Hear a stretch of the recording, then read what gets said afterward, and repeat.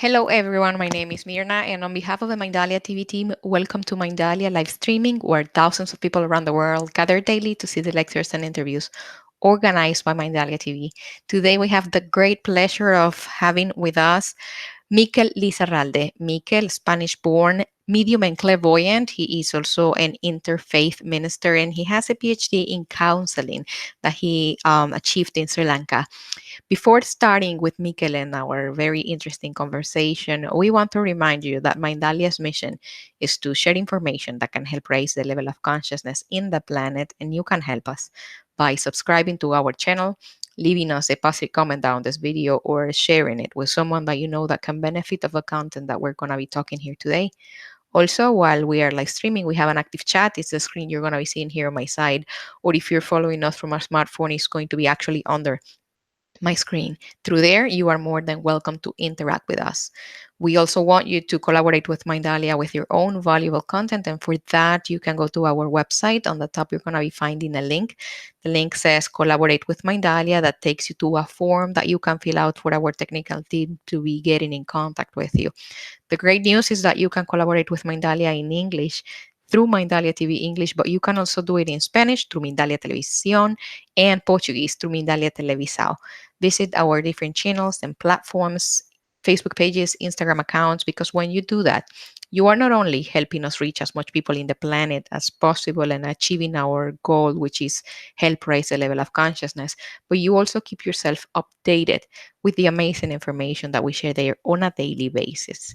I'm not going to be delaying this any further. I have the very great pleasure of introducing Mikel and saying, welcome to Mindalia. Mikel, how are you? Thank you, Mirna. Thank you for having me here. I am delighted to be here with you and to be able to say hello to everyone watching us in English now. Real treat, real pleasure. That's amazing, Mikel. Let's bring to the table the fact that Mikel is a regular with Mindalia. He has actually made very, very interesting live streamings with our Spanish community. Have you done it in Portuguese yet or not?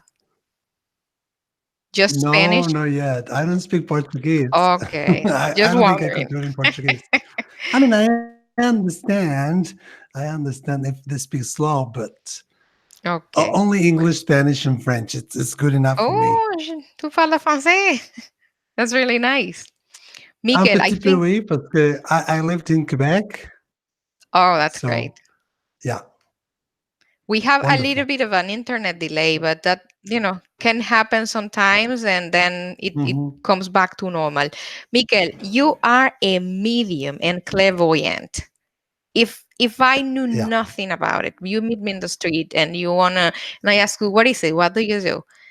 What would be your Okay. answer for the ignorant ears and eyes that know nothing about the mediumship? Hmm.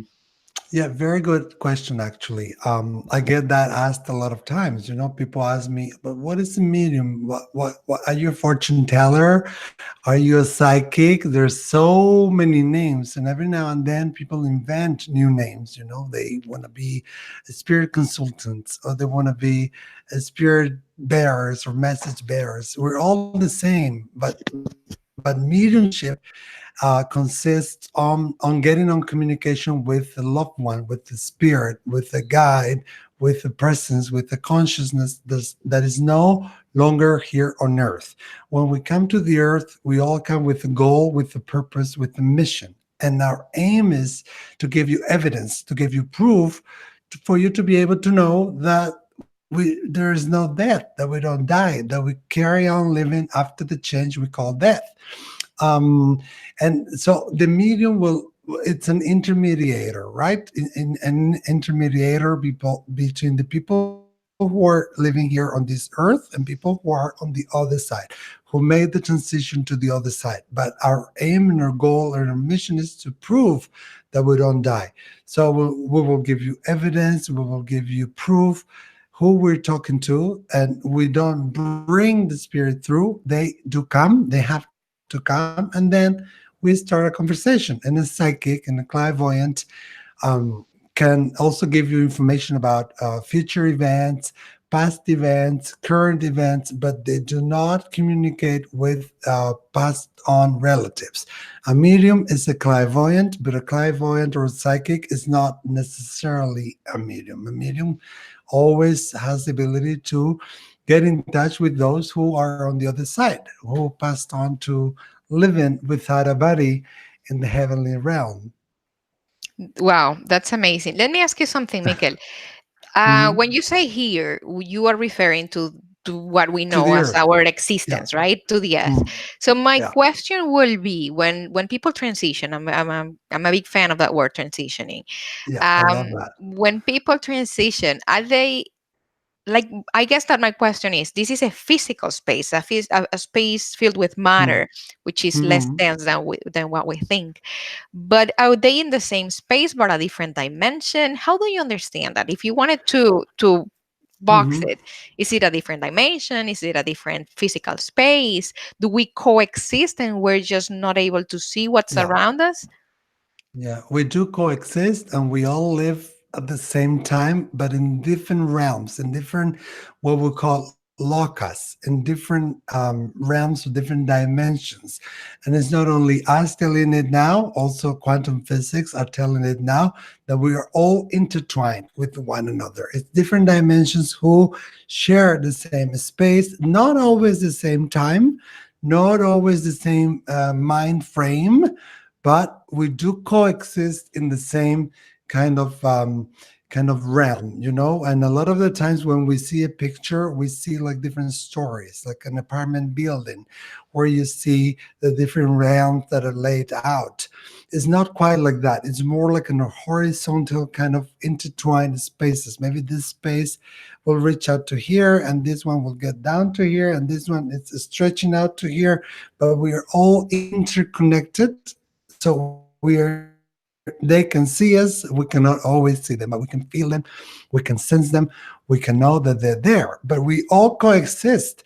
It's like a radio station. Imagine, like you can tune into one radio station, or you can try different radio stations, or you can try also different frequencies. It's AM, FM, whatever, gamma, beta, delta.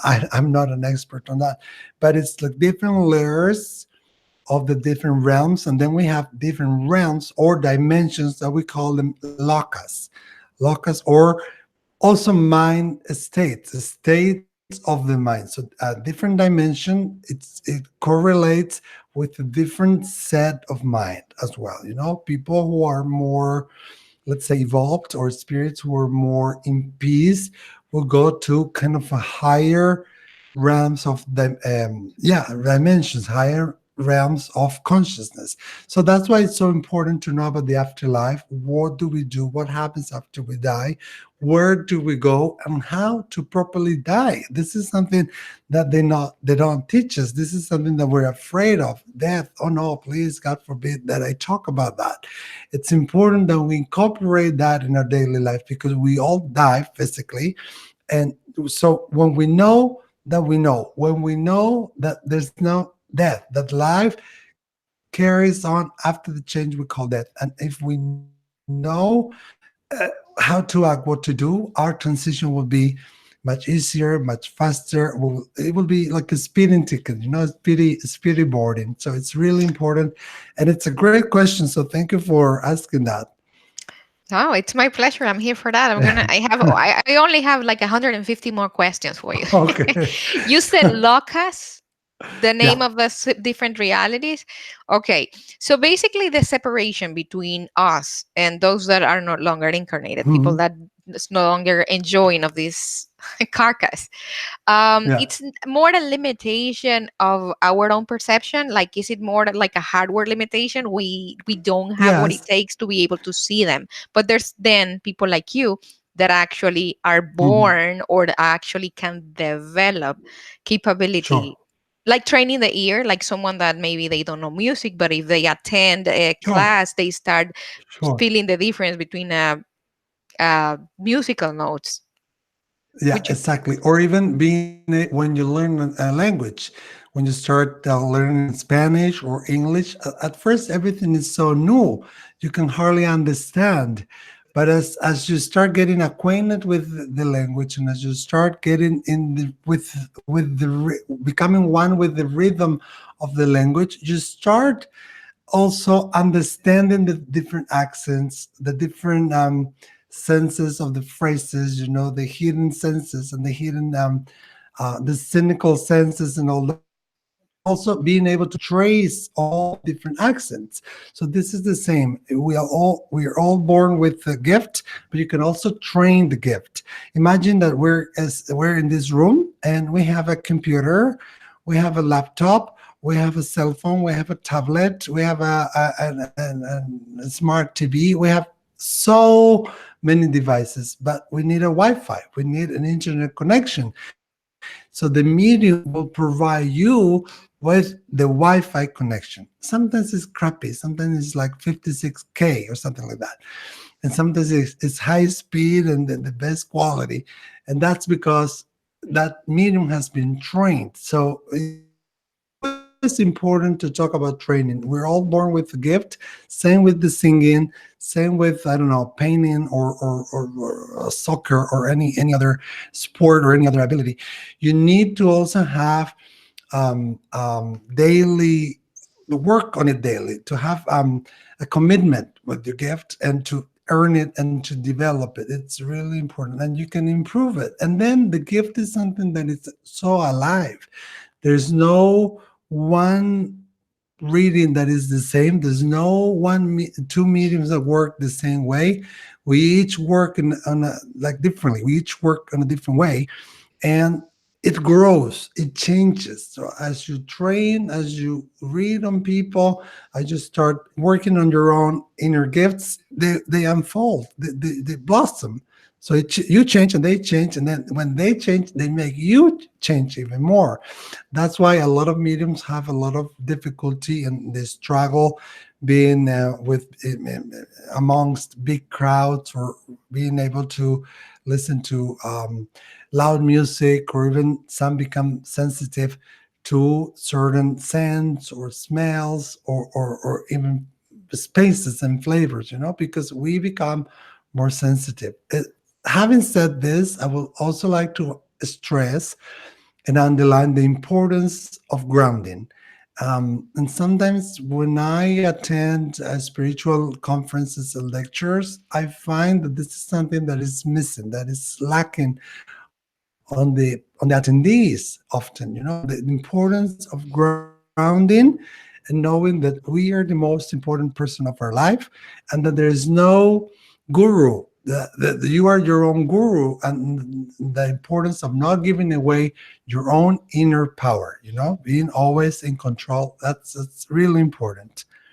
Yeah, that's definitely a very interesting idea.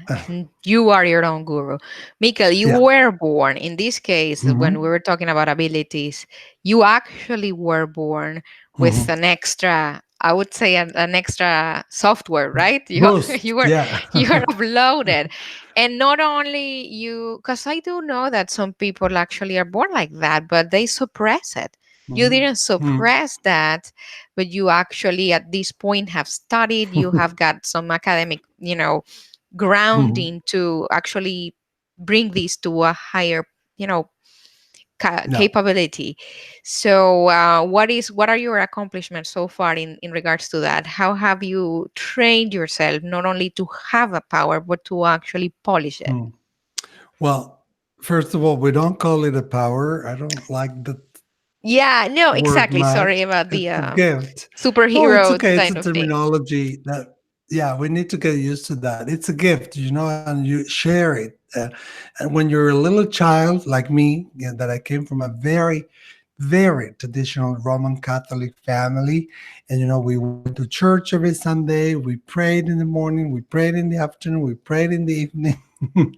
And since I was a little child, I had what we call imaginary friends. And they used to say, "Oh, no, Mikel has so much imagination. He's so creative.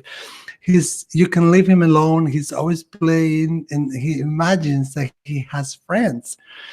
Well, they've really freaked out. They really freaked out when they found out that I was actually describing relatives that I never met. I was given evidence about physical characteristics and physicality of my relatives, my dead relatives that I never knew. That's when my family started to freak out.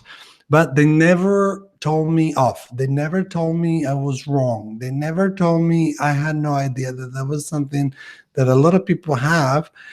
That a lot of people have told them that this is something of the devil, something like that. No, they checked, they went to the priest, and the priest said, well, this is something that appears in the Corinthians, so it cannot be of the devil. So just nourish this child. And it was, I know it wasn't easy on them. I know it was hard, but I had the freedom to express and communicate and be myself. That's one of the key things I think that helped me keep my gift alive. Also, the spiritual nourishment that my family and my surroundings were able to give me. That was like my spiritual food. It was really important that kept me going. But I always had that feeling inside. I always had that inner flow, that inner connection that I knew that I never wanted to do drugs, and people want to do drugs, that's okay. But I never wanted to do drugs. I never wanted to take alcohol. I always wanted to be in pristine environments. I wanted to always be surrounded in spiritual or yeah, preaching kind of places, because I needed that silence. I needed that holiness. I needed that connection. So since I was a little child, I kept the ability, the gift alive. Then, of course, when I was a teenager, I tried to suppress it. I tried to suppress it. I tried to hide it. I tried to deny it, but I couldn't. It came back. Eh? But it really is a work of a lifetime. It really is something you do for your entire life. It's not something you do. It's who you are. It's who you've become. So it's not like going to the gym one day or going to the beach one day and that's it. It's something that you need to be like your lifestyle. It becomes your lifestyle. And of course, I go out and I have fun with my friends, and every now and then I can drink a little bit of wine. But you need to have your spiritual hygiene. You need to do like a routine, and we all need to find what works for us, because I don't believe in everyone sitting in Zen posture for 3 hours or everyone being a vegetarian. A lot of people do great being a vegetarian, but it doesn't work for everybody. So we all need to follow our instinct, follow your heart, and your heart will tell you. You will know how many times we say, "Oh, I shouldn't have done that. I knew it would have been better if I did this other thing." Your inside, your inner self knew, your soul knows. So when we follow that call, when we follow that inner hearing, inner voice, everything works out, everything opens up. And again, when you're doing what your mission is, what your goal is, what your purpose is here on this life, then everything just flows smoothly. Wow, I love it. So basically, you think that the spiritual path is, it's a self and it's authentic and it's a Mm. very unique way that me with me, right? Yeah, yeah, but you also need to work on it. You need to polish it. Any gift, a singer, a musician, a songwriter, a soccer player, a swimmer, without training, with training is when perfection comes. So sometimes it's not enough saying, "Hey, I'm a great medium." No, you need to work on your gift and polish it and learn different techniques. Go to different mediums and see how different people work and learn from them, and take whatever that works for you and don't take whatever that doesn't. Wow. Mikel, Mm, when you actually serve people, you help mm, people with their life struggles, with whatever mhm, they're going to, and to connect with their guardians or their spiritual guides. mhm. Let me ask you something. Yeah. What do you see, from your experience? What is people most lacking of? What is the biggest lack that people have? Why Mm, are we so in need of that connection? And why do we yeah. look for it outside? Yeah, and that's a great question. Thank you for asking that. I think that today, nowadays, one of the things that people are lacking the most is it's spirituality, some kind of a spirituality. It doesn't matter if it's yoga, it doesn't matter if it's growing flowers or painting. We need, as human beings, to have a purpose, to have a mission, to have a belief in something that is bigger than us because it gives us purpose, it gives us hope. And I see a lot of youth so disconnected from God. God is nobody's copyright. God is no churches or no religion's copyright. God is within us, and we are all part of the divine self, the divine God or goddess, and we can all tap into that God. But I see a lot of people that live so much, and often youth, they live so much in the outside. They live in money and in sex and in doing drugs as if there was no, we say in Spanish, as if there was no tomorrow. But they don't feel fulfilled. They don't feel they belong. And that's why a lot of people come to start looking for a medium, because they want to know what their goal is, what their mission is, how they can improve their life. I had the privilege of meeting Dr. Rajiv Party. He's from California. He's Indian but born, but he lives in California now. He's a heart surgeon, and he used to say he always wanted to have a better car, a more expensive car, a boat, a bigger house. But then he had a near death experience and he came back different. And he realized that all that money, all those cars, all those houses were worthless. That there was something else that was missing, the connection with the soul, the divine connection, the divine self. And when people come for a reading, what they want to hear, what they want to know is how their relatives are doing. They really want to know if they're doing okay. And that is our mission, to give them hope, to give them peace, to assure them, to give them assurance that they're doing all right. Of course, we cannot make up facts, but that's so rewarding, when people leave here and they say, thank you, because thanks to you, I don't fear death. I sleep all night. I don't have anxiety. And I have peace. I have peace in my heart. That's such a gift. And I'm honored that people allow me to do that. I can only imagine. It reminds me to what Mm, they say here, the high of yeah, giving. How good it feels when you know that you're helping someone. that's it. That's it. And let me bring something back. You were telling about the Hmm. fact that you were never interested in the use of drugs. That reminds me also that I have heard that the addictions that's actually spiritual hunger. People Hmm. in need of a connection. Hmm. And the chemical reaction that happens in the brain when you are on drugs is something very similar to the chemical reaction that happens when someone is having an ecstasy or whatever sort of connection. So basically, yes, we go to substances to fulfill that Yeah. connection that we're not having with our relatives, with our friends. We are in a very materialistic state. Through But meditation, through exactly. prayer, you can achieve that. It's the same.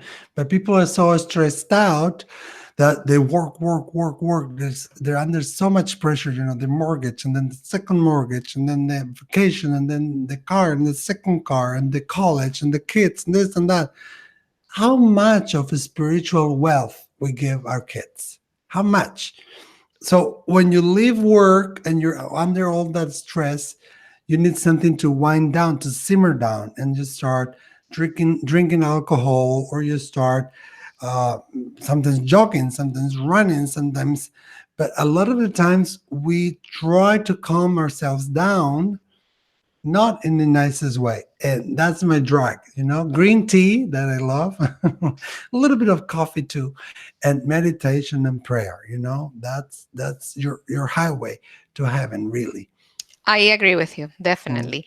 Mikel, let me go a little bit deeper when it comes to, I know that's not what you do, it is who you are, but how you help people. Someone goes to your office and Mhm. they say, Mikel, I'm having XYZ type of problem. How do you approach it? Do you first find Well, out if mhm. they, like, what is the being or the energy that you're going to be connecting to help them solve whatever is We going don't on? know. We don't know. Every case is different. I don't usually like when people tell me. I like when I start talking, and for like 25 minutes or so, I like to talk to them. So the spirit may come through. Sometimes relatives we know, and sometimes relatives we don't know. Maybe a spirit guide comes through. A lot of the times, your soul's purpose will be brought up, or your soul's mission will be bring into the open. Or sometimes I feel in my body. So I will feel sadness, or I will feel sorrow, or I will feel pain. I don't know. I just need to listen to the person's voice. So when I'm in their energy field, and this is something you learn through training, when you tap into their energy field, I close my eyes briefly, I say a little prayer, and it's like opening an antenna. And once they talk to me, once they give me their name or some kind of word, I start seeing like a movie. And as I'm seeing this movie, I'm at the same time feeling, sometimes listening, and a lot of the times having emotion. So I try to put all that together and present it to the person. I give the evidence and I ask, do you understand this? Often I talk, talk, talk, and then they say, okay, you answered all my questions. I have no more questions.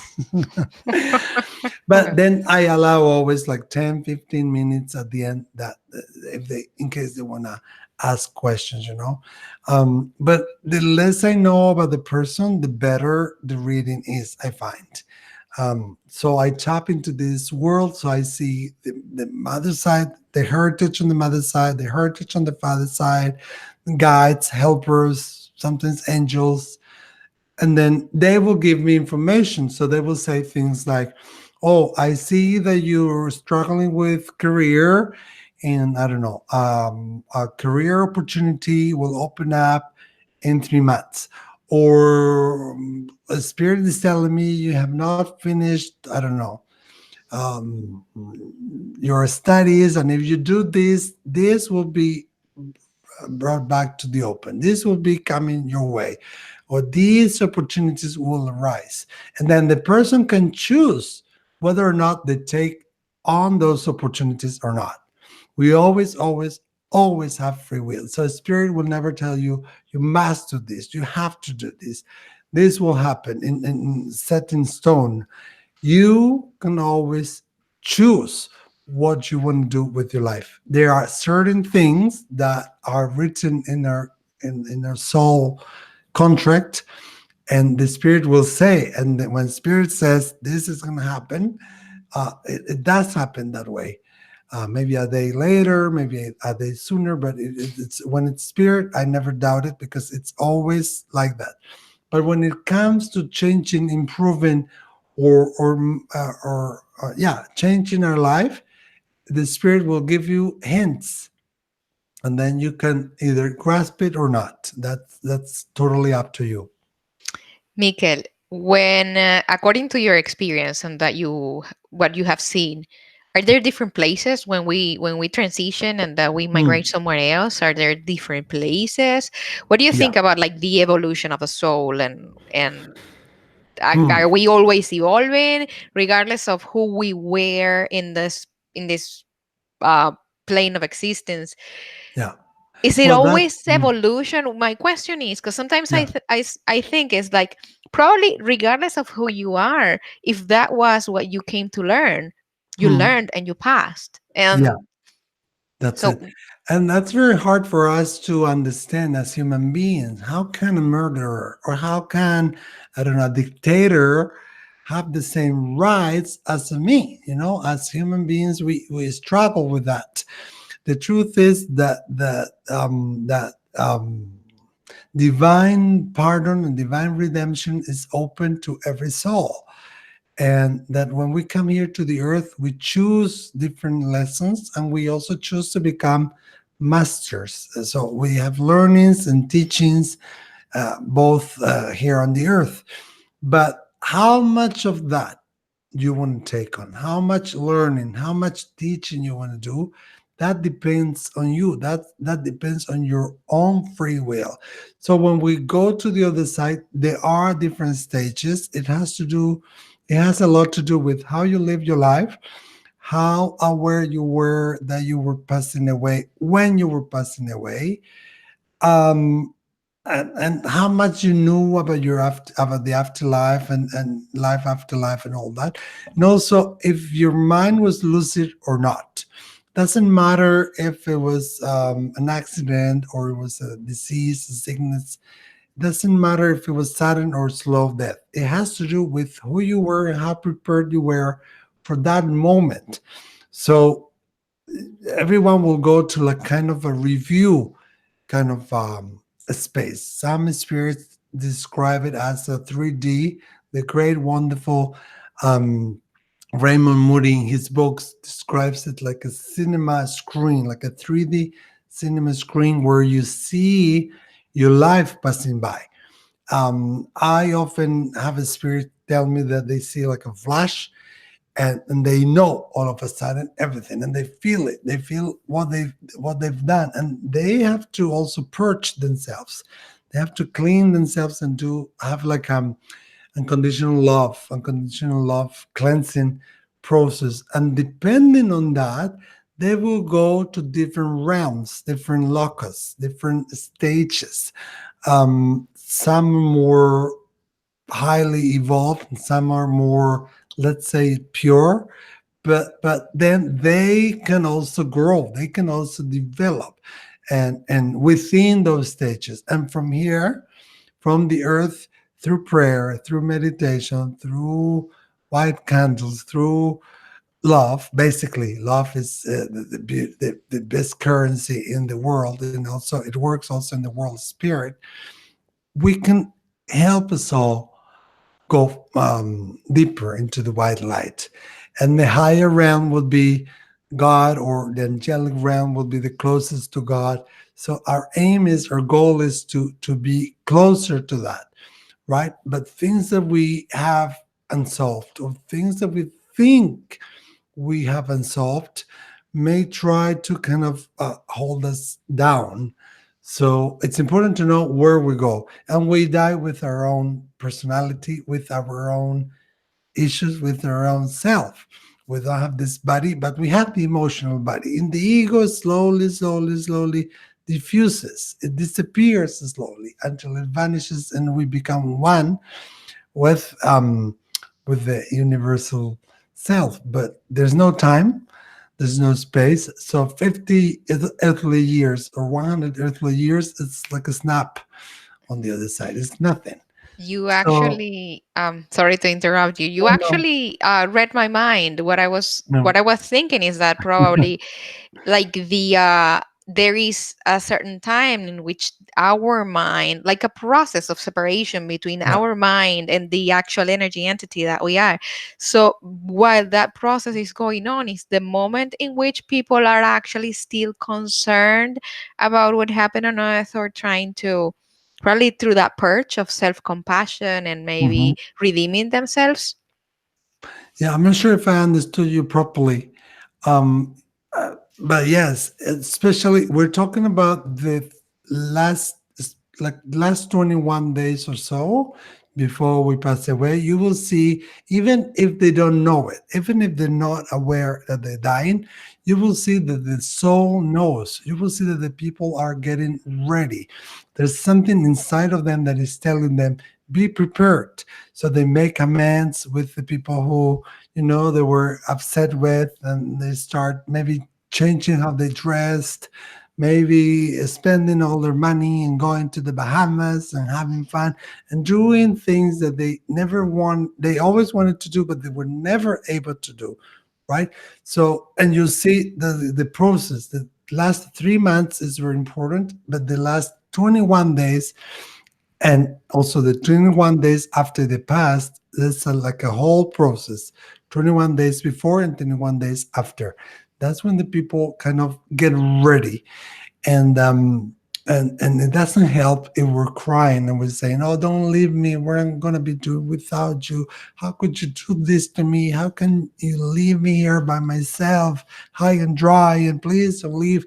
We don't do that because the especially in the very beginning, where the soul is still very much connected to the earthly way of feeling, to this I don't want to say attachment, but there's like a heaviness, heavy emotions that are kind of connected with, and they relate to them still like they did here on the earth. So they want to see us happy, so they will stay around us to help us not feel that way.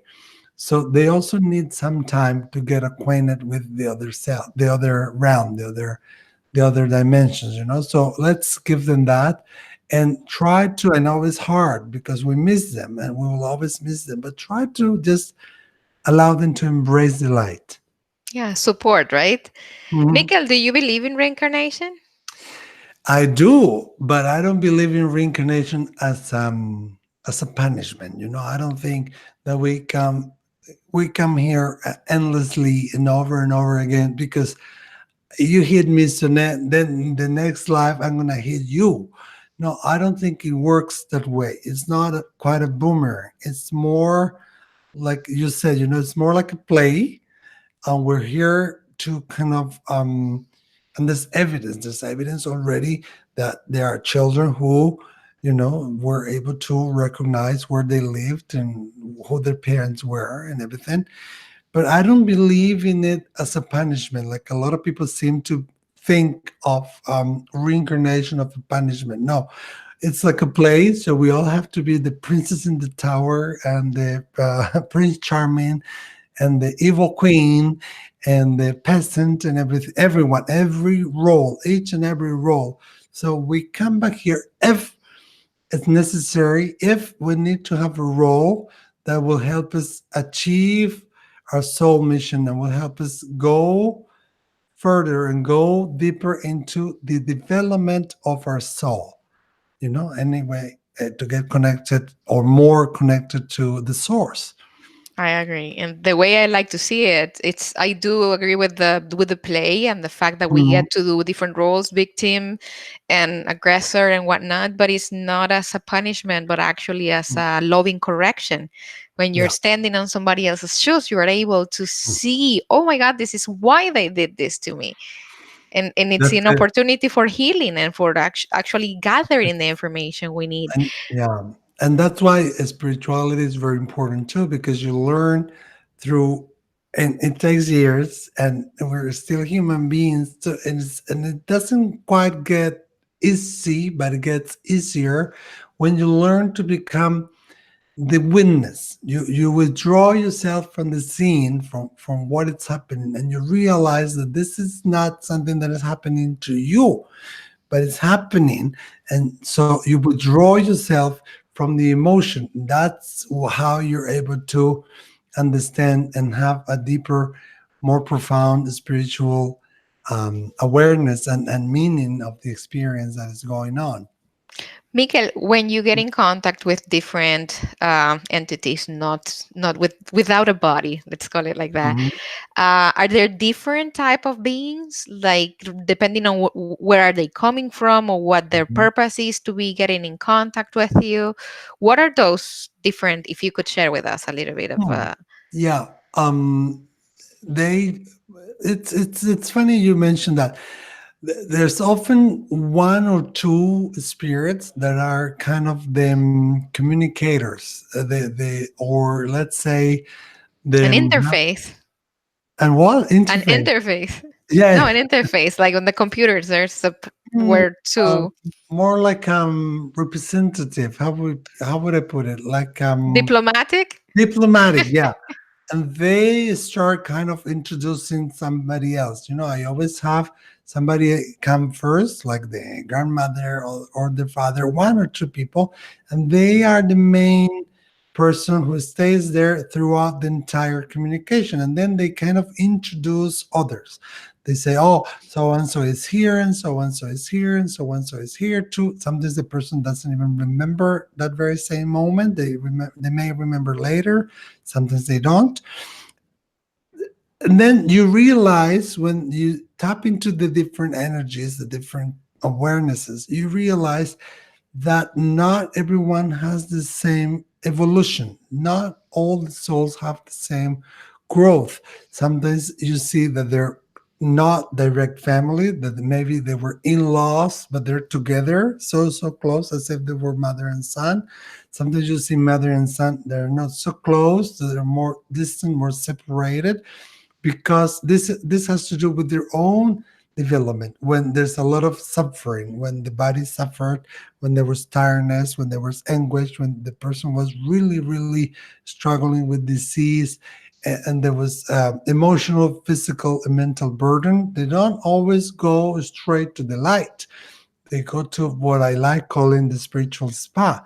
They go to like place where they get recharged. Like a hotel, like yeah, Mm. like a spiritual spa, and they stay there for a while before fully getting into the heaven realm. Sometimes you have the spirits that are not aware that they passed away. Sometimes you have mischievous spirits. They're not really mean. They're not really evil spirit. I never had an encounter with an evil spirit, and I don't quite believe. I believe in evil people. I don't believe in evil spirits, because for the spirit to go into the light, there must have been there must have been an unconditional love inner work. It may take 1 day or it may take 10 days, depending on who you were, how you behaved on earth, and how much of your soul's purpose you've achieved. So once they're in that unconditional love, once they've tapped and they dove into that realm, that's when they communicate. So they communicate through love, from love, and they are love. So I don't understand that evilness, but there are some who are mischievous, or some who are not aware that they passed away, or some who think that they need it here, so they don't quite want to let go of themselves. So, but they're not the majority. Not the person. We don't die alone, and we're never born alone. We all come with our guests, with our entourage, that come with us. And there's our guides, our helpers, who are there throughout our entire life, and they help us incarnate and they help us go onto the other side too. Do you think there is a purpose for us not being able to recognize, to see the guides or our entourage? What's the purpose of us actually ignoring that they are around us? No, I think that there is a purpose, and that's one of the message of the spirit world. Actually, there is a purpose that we should get connected with our guides. The spirit world is trying, and it's been trying harder since like 20 years ago now.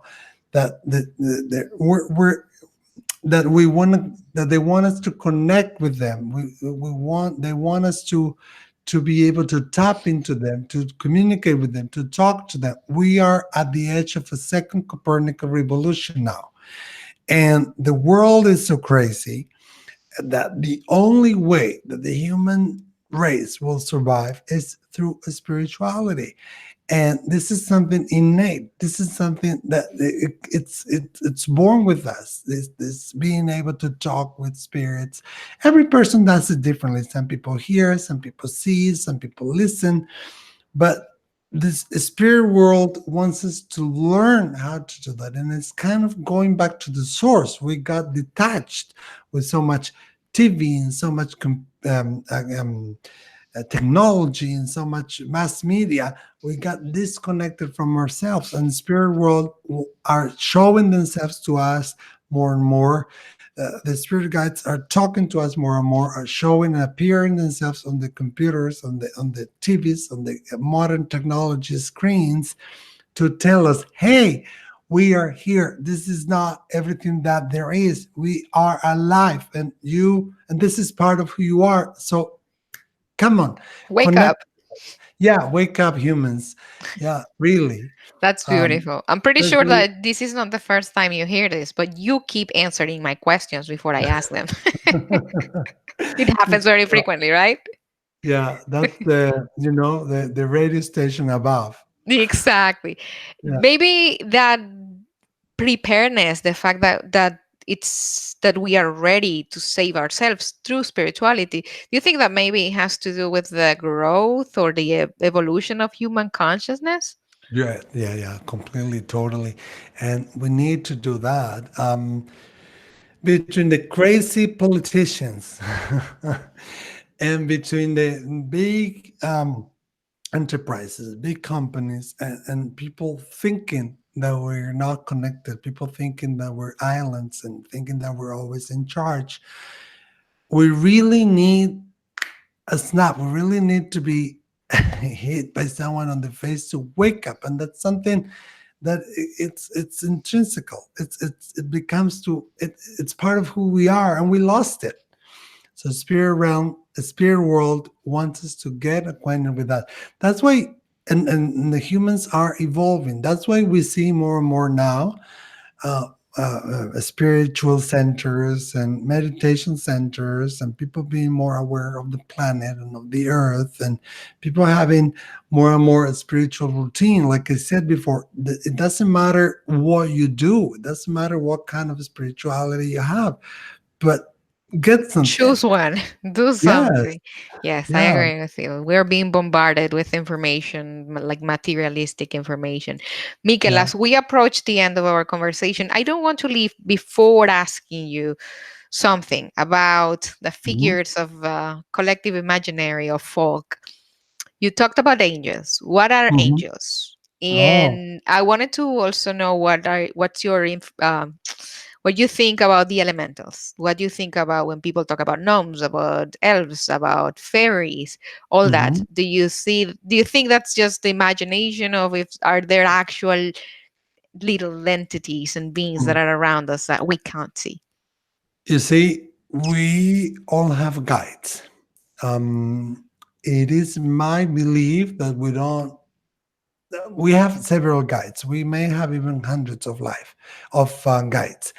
And it is my belief that the more evolved the soul is, the more guides that they have. It should be on the opposite because newcomers, new babies need more help. But anyhow, this is how I've seen it in my experiences. And those guides, sometimes can be angels, archangels, can be, of course, elemental spirit natures, fairies, but it is also connected to your belief system. It is also connected to who you are as a person. In other words, for someone who was raised Catholic like me, the person may see angels or may see La Madonna and Virgin Mary, or they may see angels, cherubines.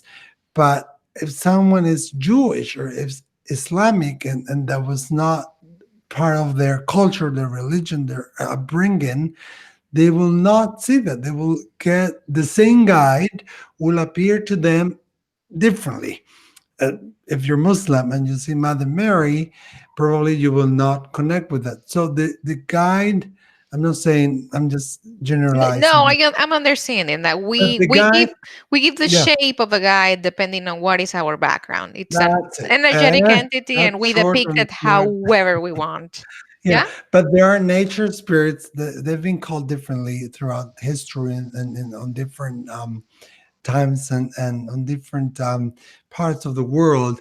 But and they used to think I was crazy when I was a little child because I used to say that I can feel the trees, I can feel the air, the wind is angry, the wind is upset, I could feel the sea and nature, a rock, a plant, a tree, soil. they're alive. They have also energy. And some people call that energy different names in different parts of the world. But there are also guides who reside in these fields, in these energies. So, yes, I believe in that. I love it. I think I'm gonna change your name from medium to live antenna. You're basically Okay, capable of seeing live whatever there is live, and I like you that. you don't have the limitations that we have. That we only understand live and intelligence with the like anthropomorphic. If it's not a Mhm. human, it's not smart, it's not alive, and it's not important. And you see, older natives and um, yeah, indigenous people always had this. They had these rituals where they would praise nature, where they would talk to plants before cutting a plant. They would ask for permission. Uh, if they wanted to grab a rock, they would ask for permission to the rock. If they had to cut maybe a tree, they would apologize to the tree. They already knew. So now we're getting rid of plastic. We're going everything, um, you know, homemade and freshly cooked, and we're all going back to source. And also in the spirituality field, we're going back to the source. And we think it's new age, but it's not new age spirituality. It's old. It's old as human beings. It's older than human beings, actually. I love it. I'm an optimistic, and I always think that whenever people say that things are horrible, I'm like, no, things are on course. Yeah, Things are I do the happening the way they same. need to happen for us to be awake. Yeah, Mikel, I do the same, and I tell them change that word, change that pattern.